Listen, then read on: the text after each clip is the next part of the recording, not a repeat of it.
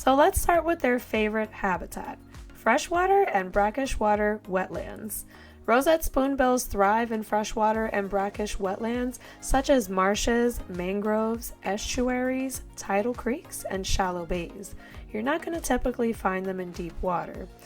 Their habitats typically have shallow waters, which allow them to wade and forage easily. So yes, I would definitely have to say that I have typically seen spoonbills not by the ocean, not by the water, not by like the beaches or anything like maybe you would look for a flamingo or some other kind of wading bird.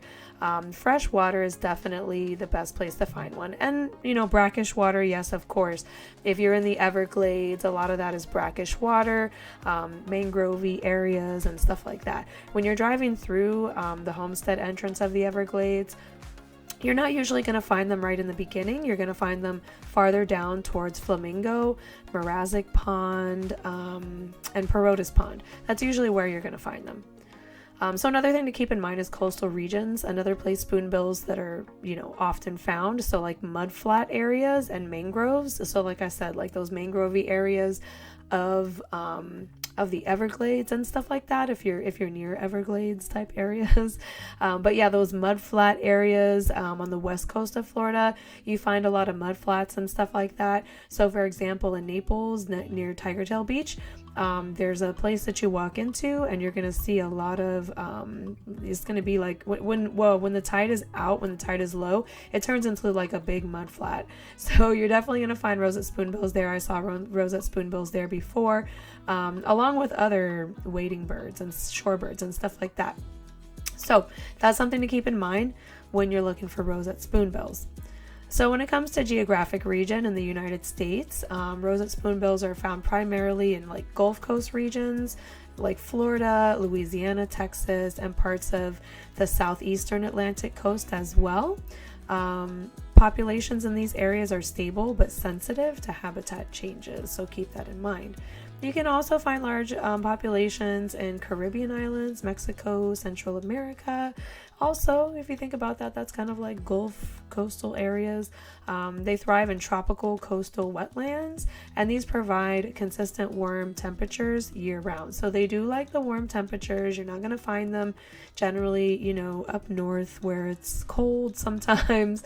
They like those warm, humid, coastal type climates. So another area, of course, is South America, like Colombia, Venezuela, down to Argentina. In these regions, they also inhabit coastlines and inland wetlands, including the Amazon basin and the Pantanal, which offers extensive wetland systems. So when you're looking for the right habitat, you want to look for these type of characteristics when you want to find roseate spoonbills. So you're going to look for shallow water levels. Roseate spoonbills need shallow water, only a few inches deep sometimes, to forage. So it doesn't have to be very deep. It could just be kind of like very,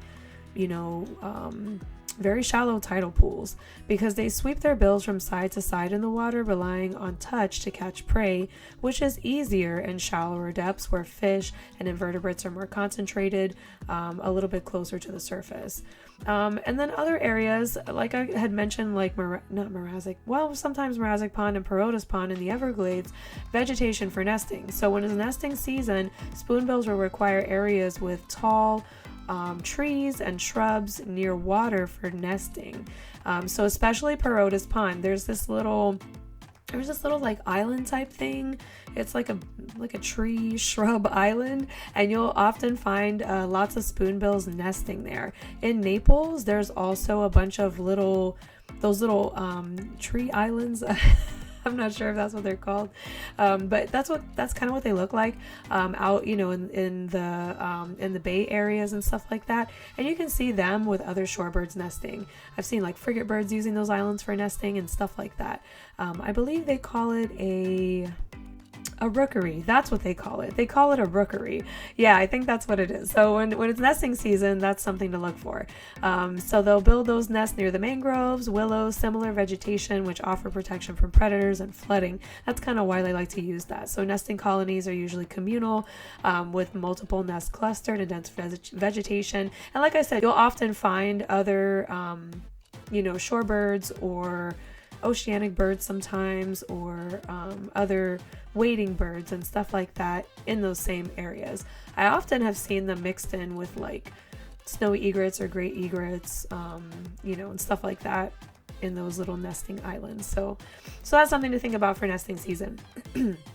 Another thing to think about for habitat is salinity tolerance. So roseate spoonbills are highly adaptable to varying salinity levels and can be found in both freshwater and brackish environments.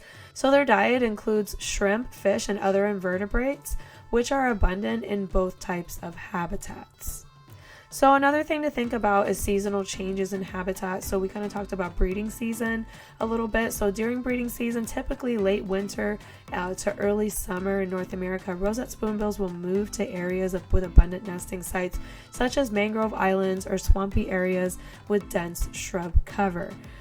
They'll form breeding colonies alongside with other wading birds, like I said before, which provides added protection from predators. And during non-breeding season, outside of the breeding season, the spoonbills will disperse more widely in search of suitable foraging grounds. So they may move between freshwater marshes, lagoons, estuaries, and depending on food availability and water levels. Another thing to consider is drought and seasonal flooding. So roseate spoonbills are sensitive to water level changes caused by drought or flooding. Of course, water levels in Florida tend to rise in the summer, so keep that in mind. But during droughts, they may have to travel longer distances to find adequate food, while seasonal flooding can create temporary new habitats that attract spoonbills due to abundance of fish. So I can tell you a little story about this one time that a hurricane had come through. It wasn't a bad one, but it was enough to like really flood the area.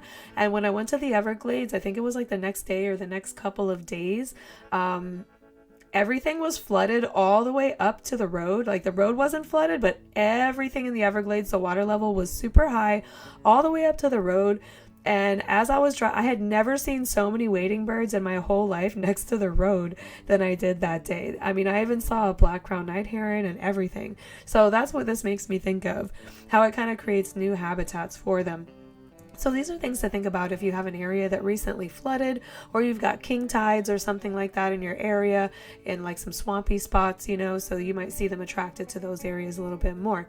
So in Florida, roseate spoonbills are primarily found in coastal and inland wetland areas. And we want to talk about some hot spots if you are in Florida and you're looking for them, or you plan to visit soon. So like I mentioned before, Everglades National Park, they offer extensive wetland habitats that are perfect for roseate spoonbills, especially in shallow ponds, marshes, and mangroves.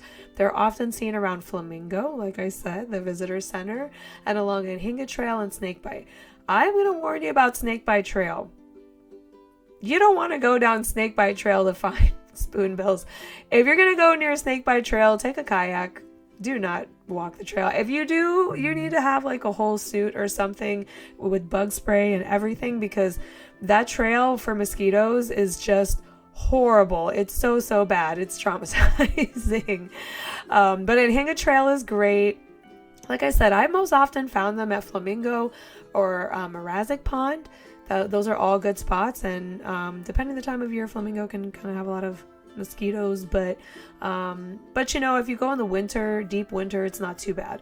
The mosquitoes kind of go down once the dry season, kind of starts in Florida, which is the dry season starts in November and goes to like April, give or take, or March. But I wouldn't go at the beginning. I would go later in the dry season, because even right now, I went to Flamingo like 2 weeks ago and mosquitoes are off the chain. It's really, really bad. So I'm not going back for a while. So another one is Ding Darling National Refuge on the West Coast near Sanibel. Ding Darling Refuge is a popular hotspot to see spoonbills in mudflats, mangroves, and tidal creeks. So the Refuge Wildlife Drive offers an easy access to viewing these areas where spoonbills can often be seen foraging, which is great because you can stay in your car and you can avoid the mosquitoes and the heat and all of that. So I really like the ones that have the Wildlife Drive. Another one like that's similar is Merritt Island National Wildlife Refuge near Titusville. Near the Kennedy Space Center, this refuge has wetlands, marshes, and estuaries for spoonbills, and you can often see a lot of them there. I see a lot of people posting on that Facebook group in Merritt Island National Wildlife Refuge. They are always posting spoonbills, so I know that is definitely a good spot to find them. Another one is Fort DeSoto. Fort DeSoto is great not only for spoonbills, but everything, shorebirds, warblers, everything, if you go the right time of year. If you go during migration, Fort DeSoto is your spot. So it's definitely known for its rich bird life, its mangrove lagoons and tidal flats, which attract spoonbills. I did see a spoonbill when I went last year in March. No, not in March, in April, especially around North Beach and Arrowhead picnic area. It was absolutely magical and amazing at North Beach. I recommend you go there during migration and during the summer. It's really, really, really great for shorebirds. Summer's kind of hot though, walking all the way out to North Beach to where the, those tidal flats are. Just keep that in mind. But yeah, I would definitely recommend going there. Myakka River State Park. I've always heard about a lot of spoonbills here. I haven't been yet, but I do want to go. That's in Sarasota County in Southwest Florida. And the park has expansive wetlands, not only for spoonbills, but lots of other birds and wading birds. They have the floodplains. They have the upper Myakka Lake area. During the winter dry season, when the water levels are lower, you're more likely to see more wading birds and shorebirds and stuff like that. Another one is 10,000 Islands National Wildlife Refuge in Southwest Florida near Naples. So this area is very remote, where there's lots of shallow estuaries and an excellent habitat for spoonbills. You may need a boat to access some of these areas, especially around Chokoloskee Bay and Fakahatchee Strand. So just keep that in mind if you're gonna go there. It's not as easily accessible. So St. Mark's National Wildlife Refuge, not only will you see the pink spoonbills, but you may also see pink flamingos there. There is a population of flamingos at St. Mark's, so keep that in mind. You can see 2 pink birds for one. So this refuge, particularly around the Stony Bayou area, attracts spoonbills during the winter and the spring, where they're more likely to move north. So in celery fields, also in Sarasota, Southwest Florida, you'll see that's kind of like the thing. Southwest is kind of their popular area because it's more, the Southeast is more kind of like rocky and sandy shorelines versus the Southwest, where they have those muddy. It's very muddy. There's lots of mud flats. There's lots of mud flats there. So that's kind of something to keep in mind. So the celery fields are restored wetlands and is a known bird watching location, is a hotspot for spoonbills, shallow waters and marshy areas, and especially during migration.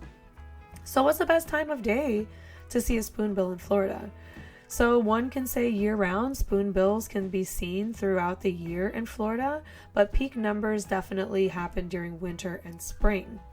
Low tide is also something to think about when you're looking for spoonbills, so you want to check the tides before you go. Make sure you go at the right time. So you're going to look for them in those coastal areas at low tide, when foraging in mud flats and shallow waters are rich in wildlife for them, to eat fish and crustaceans and invertebrates and stuff like that. So these locations are often prime for viewing opportunities to see roseate spoonbills and other wildlife, which is great. Another thing to keep in mind for roseate spoonbills for time of day is you're going to want to look at the optimal feeding time. So of course they're going to be more active early in the morning, especially at sunrise, as they feed in shallow water when the light is softer and temperatures are cooler. That's going to be for most birds, but not all. Most birds, though, you keep that in mind. And of course, when there's less disturbance, so typically less human activities in the morning, making it easier to observe spoonbills undisturbed. Another time, if you're not a morning person, is late afternoon to early evening, so the golden hour of light, where the pink plumage of the spoonbill appears especially vibrant and soft in the late afternoon, and they're going to be active feeding and pre-roosting. Spoonbills will often feed again in the late afternoon before moving to their roosting sites, increasing the likelihood of spotting them foraging in shallow waters. So these times not only maximize your chances of seeing a spoonbill in action, but also allows you to see them at the most colorful, beautiful time for photography. So I hope this helps you find a spoonbill. I want to know what is your best time and best place that you've seen spoonbills, if you've seen them at any of these places before. And if you haven't seen one, I want to know if this video has helped you find one in the future. All right, thanks guys. I hope you find a spoonbill real soon.